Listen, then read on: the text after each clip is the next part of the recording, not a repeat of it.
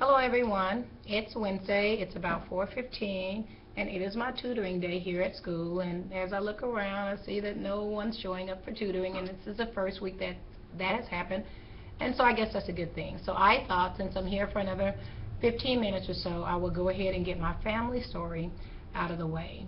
Every year at the beginning of the year, and you guys may be familiar with it, there's a contest that comes around schools called Letters About Literature, and they encourage kids to write a letter to their favorite author, living or dead, about a book that has kind of like, changed their life, or why it was an interesting book for them. And like most writing teachers, when I ask my kids to write something, I usually give them an example. And I always use Dr. Seuss as my favorite author. And that kind of reminds me of a family story that I'm going to use for this assignment today. Before I get started, I want to tell you a little bit about my family. So I have one sister, and she's older than I am by a couple of years, and there's my mom. My parents were divorced when I was 2, so I pretty much have no memory of them being married, and I always remember my mom as being a single mom, working hard to provide for my sister and myself.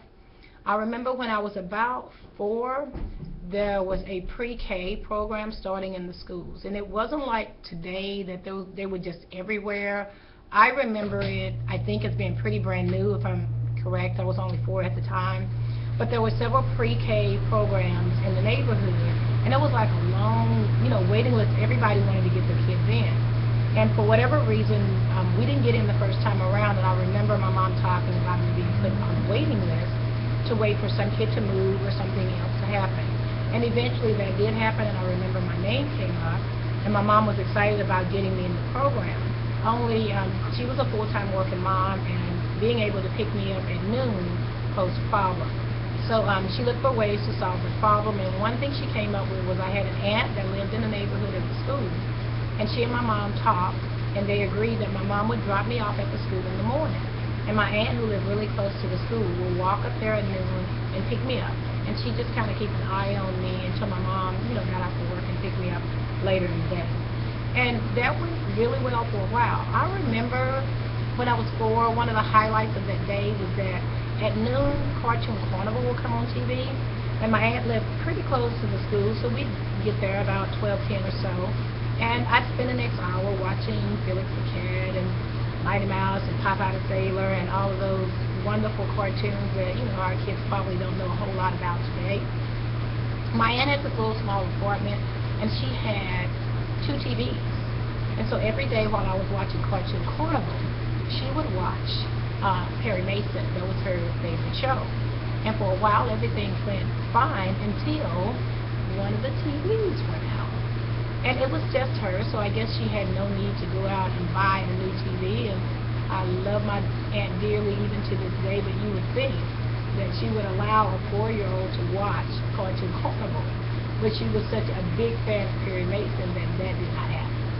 And there were days that I was upset and I would cry because while Cartoon Carnival was on, she was watching Perry Mason. And I'd go home to my mom and I'd cry and I'd complain about it. And I guess, being 4 years old, I didn't weigh out that not being able to watch Cartoon Carnival was not as important to my mom as her not having someone to pick me up or me not being in the program. But I do remember complaining enough that she came up with a solution.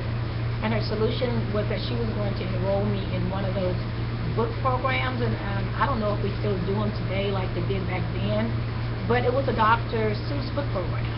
And when you first enrolled in the program, you get like 4 or 5 books to start off and some little gift, and then every couple of weeks or so a new book will come for you. And my mom had the book set up to come to my aunt's house, and I remember getting that first set of books and a little plastic bookcase that you kind of put together to put your books in. And I remember having just countless days of reading those Dr. Seuss books, of drawing pictures out of the book, and just waiting at the front door when I knew it was about time for the new book to come.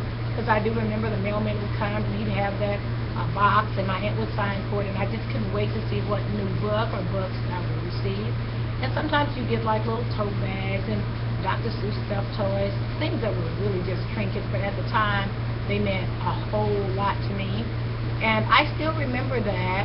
I went through that year, and my aunt never did get a new TV, But I remember not missing Cartoon Carnival as much when I had those books too.